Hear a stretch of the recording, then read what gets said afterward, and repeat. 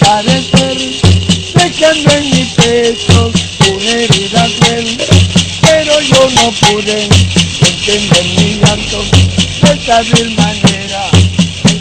Tuve que perder. Dicen que los hombres no deben llorar, pero una mujer se ha pagado mal, pero yo no puedo cerrando los ojos. Dicen que los hombres no deben llorar por una mujer que ha pagado mal, pero yo no pude contener mi llanto. Cerrando los ojos me puse a llorar.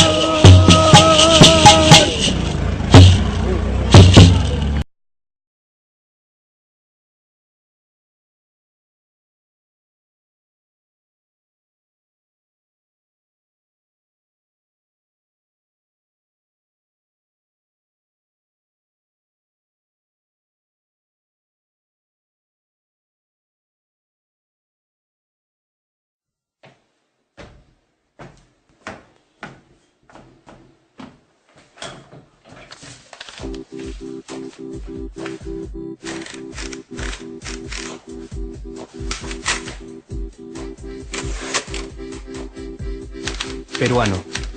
La pregunta sigue vigente hasta el día de hoy. ¿En qué momento se jodió el Perú? Hace décadas que buscamos la respuesta y siempre terminamos echándole la culpa a quienes nos han gobernado. Es más fácil decir que nuestro Perú se hundió por la reforma agraria de Velasco, porque el arquitecto no le dio importancia al terrorismo, por culpa del primer gobierno de Alan y su tren cargado de inflación e inoperancia económica, por culpa del autogolpe, los Vladivideos y la corrupción en el gobierno Fujimori, por culpa de los whiskies y la hora cabana, por culpa de la mayoría de la clase política que gobernó y gobierna el Perú y que sigue viviendo en el escándalo y en la corrupción. Pero por más que querramos deslindar nuestra responsabilidad por la crisis social que asfixia al Perú, compartimos demasiados hábitos que nos hacen muy parecidos a quienes culpamos y criticamos, porque aún creemos que la criollada se tiene que celebrar como si fuera parte del orgullo nacional. Somos vivos y por eso compramos facturas para pagar menos impuestos. Ganamos los trabajos no por nuestro esfuerzo o talento, sino gracias a una pequeña coimisión.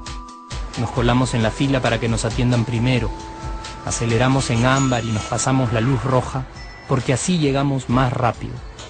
Somos tan vivos que si no encontramos estacionamiento, nos ponemos en el espacio azul reservado para las personas con discapacidad. Robamos la señal de cable, Robamos electricidad y no nos consideramos ladrones. Reclamamos que haya justicia y se acabe la corrupción, pero le pagamos 5 soles a un policía para que no nos ponga papeleta o al juez para que abogue por nuestra causa. Jamás le damos el pase a un transeúnte en el cruce peatonal porque en el Perú, si no eres vivo, no eres nadie. Pero si somos tan vivos, ¿por qué le tocamos bocina al semáforo en rojo, como si este fuera a escuchar nuestra ansiedad? ¿Por qué tiramos la basura en la calle, como si la ciudad perteneciera a cualquiera menos a nosotros? ¿Por qué nos quedamos callados y no protestamos cuando el chofer de la combi no deja de cometer imprudencias? ¿Por qué estamos tan interesados en saber qué vedette trampea con qué jugador, en vez de conocer algo sobre nuestra historia, nuestra economía, nuestra literatura, o al menos saber cuáles son nuestros derechos más elementales? ¿Por qué sentimos que se nos hace un favor cuando un empleado del Estado nos atiende? ¿Por qué dejamos que un panetón sea el mejor argumento de un político para llevarse nuestro voto? ¿Por qué cuando alguien hace algo bien, decimos que parece hecho en el extranjero, como si eso fuese más meritorio? ¿Por qué no nos sentimos orgullosos de nuestra diversidad cultural? ¿Y por qué, si somos tan vivos, seguimos alimentando este círculo vicioso que no nos deja avanzar como sociedad y nación? Es cierto que nuestros niveles educativos dan pena, y si queremos llegar a ser un país con posibilidades de desarrollo, se tiene que invertir en escuelas y capacitar a los maestros. Pero ¿de qué nos servirá una buena educación fuera de casa, cuando dentro educamos a nuestros hijos dándoles el peor ejemplo? Es cierto que se necesitan medidas urgentes para frenar la ola de delincuencia y violencia que azota al país. Pero ¿de qué nos servirá pacificar las calles cuando en nuestros hogares la violencia física y psicológica parece haberse institucionalizado?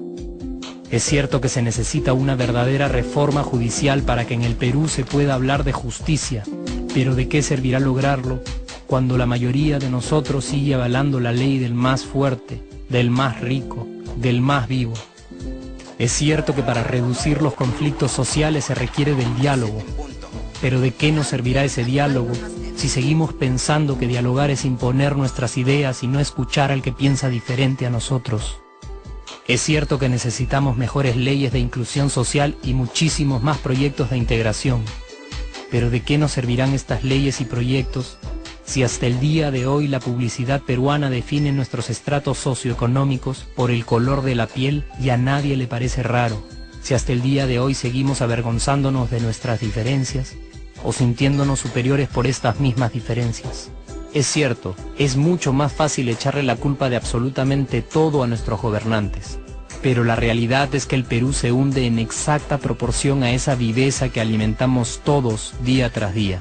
Sí, somos nosotros la materia prima con la que se hace este país, y si no corregimos nuestros hábitos, si nuestra materia prima sigue adulterada, cualquier producto que hagamos también saldrá adulterado, y por más logros que obtengamos en nuestra economía, en los deportes, en las artes, en nuestra cocina, por más orgullosos que nos sintamos de nuestros representantes, de nuestra historia, de nuestras maravillas o de nuestra creatividad, si no cambiamos estos hábitos seguiremos preguntándonos ¿en qué momento se jodió el Perú? Yo ya estoy harto de esa pregunta. Estoy harto de ver cómo un país con tantas posibilidades y oportunidades, con tantas riquezas naturales y con tanta historia, tenga que seguir viviendo en el subdesarrollo solo porque no nos creemos capaces de vivir de otra manera. Estoy harto de que las desgracias de nuestros vecinos sean nuestro mejor consuelo. Harto de que el sí se puede sea solo una frasecita hecha para un partido de fútbol y que no podamos aplicarla en nuestra vida. Aunque te cueste creerlo, sí podemos.